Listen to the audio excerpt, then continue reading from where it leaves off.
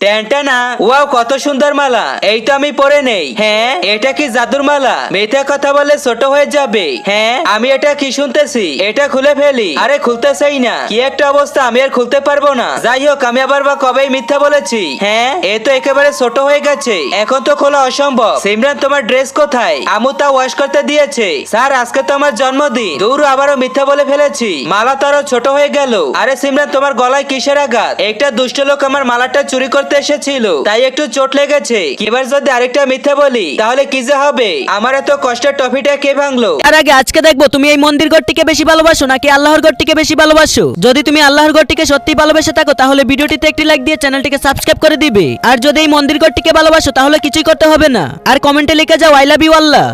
এখন কিভাবে যে বলি, আমার হাত থেকে ওটা পরে ভেঙে গেছে।